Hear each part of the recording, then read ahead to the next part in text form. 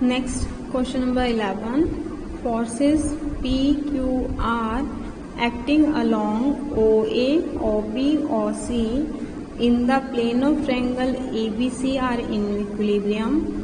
Prove that if O is the circumcenter of the triangle ABC. सबसे पहले draw करते हैं triangle ABC and O is the circumcenter. Question number 11.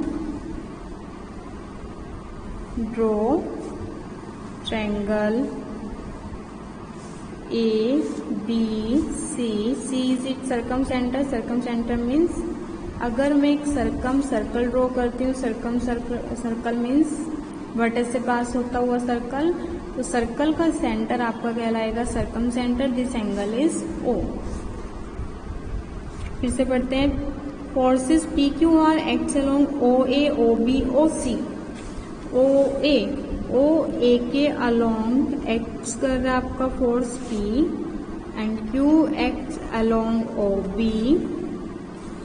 R acts along OC.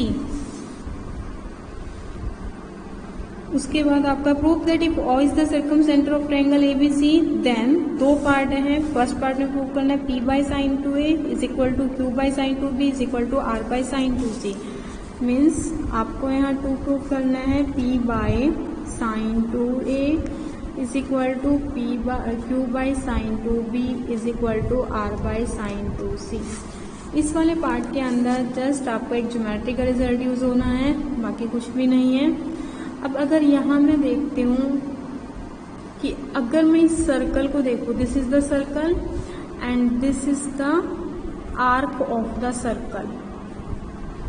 आपने एक result किया हुआ होगा ज्योमेट्री के अंदर कि अगर कोई सर्कल आपके पास है और कोई भी आर्क अगर मैं कंसीडर करती हूँ, जितना एंगल वो सर्कमफ्रेंस पे ड्रॉ करती है, suppose this angle is theta, तो सेंटर पर एंगल हमेशा उसका ट्वाइस होता है, मीन्स 2 थीटा होता है. कोई भी आर्क मैं लूँ, जितना एंगल वो सर्कमफ्रेंस पे बनाएगी उससे डबल सेंटर पे बनाएगी. ये रिजल्ट आपका ज्योमेट्री का है. तो यहाँ से ज्योमेट्री का रिजल्ट लगाती हूँ. This is the arc and circumference पर एंगल कितना बना रखा है इसने, दिस एंगल इज A. तो ये सेंटर आपका, सेंटर पर ये एंगल कितना हो जाएगा 2A. सिमिलरली अगर मैं कंसीडर करती हूँ दिस आर्क AC को कंसीडर करती हूँ, तो इस AC ने सर्कमफ्रेंस पर एंगल बना रखा है एंगल B. तो सेंटर पर ये कितना एंगल बनाएगी, this angle is 2B. Arc same रखनी है. This arc is AC.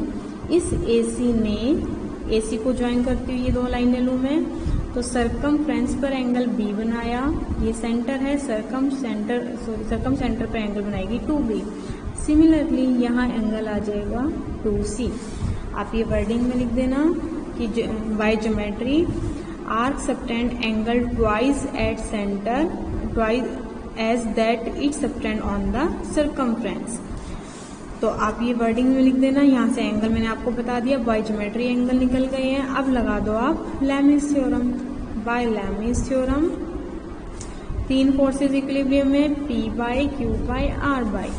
अगर मैं फोर्स P लेती हूँ तो मुझे angle between Q and R consider करना पड़ेगा. Q और R के बीच का angle 2A, that is P by sine 2A.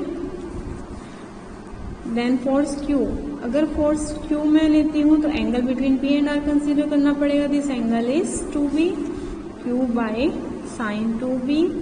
And force R अगर मैं कंसीडर करती हूँ तो मुझे लेना पड़ेगा angle between P and Q. This angle is 2C sine 2C. First part में आपको यही प्रूव करना था. फर्स्ट पार्ट में जस्ट आपको ज्योमेट्री का रिजल्ट निकालना है, बाकी कोई नया कंसेप्ट नहीं है. नेक्स्ट सेकंड पार्ट करते हैं. सेकंड पार्ट के अंदर आपको प्रूव करनी है दिस स्टेटमेंट. नोट डाउन करती हूँ मैं. सेकंड पार्ट के अंदर आपको प्रूव करना है टू प्रूव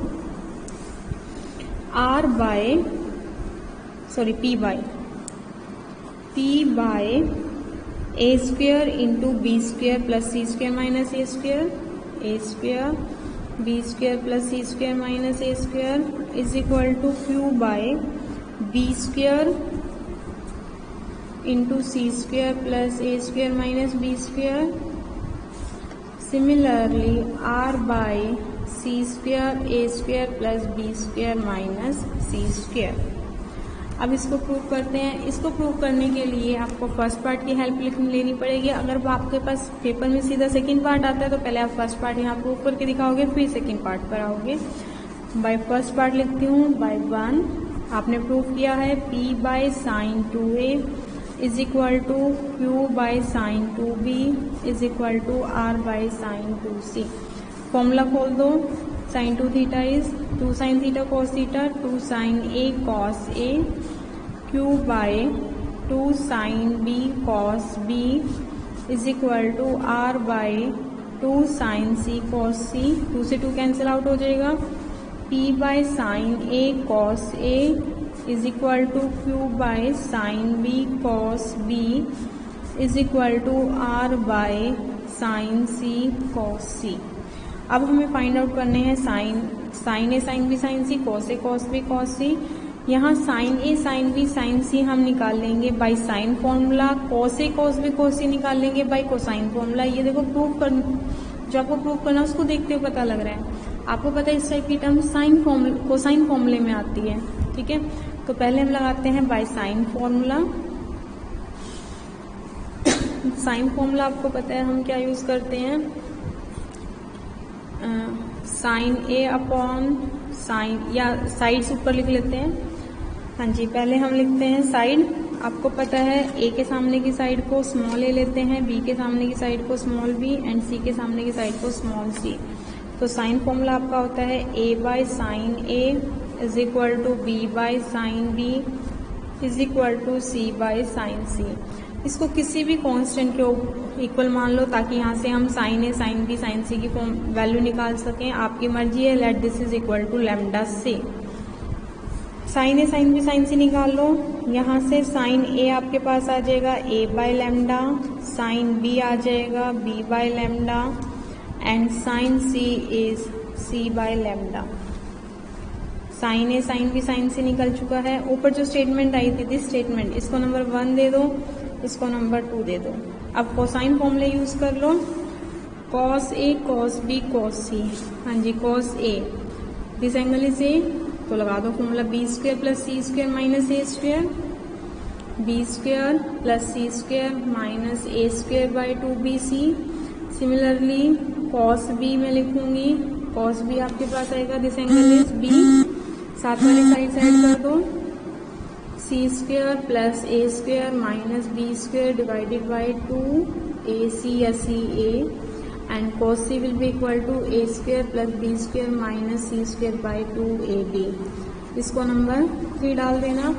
अब 2 में आपके पास साइन फॉर्मूले से रिजल्ट है sign A sine B sine सी है, 3 में cos A cos B cos सी है, तो दोनों को यूज कर लो 1 में। पुट 2 एंड 3 इन 1, कर लो 1 में इसकी वैल्यूज यूज। ये रही आपके पास equation number 1। p by sine A की वैल्यू थी आपके पास a by lambda, that is p by a by lambda. Then p by sine A into cos A की वैल्यू ऊपर दिख रही है, यहाँ से पुट कर दो, b square plus c square minus a square by 2bc is equal to q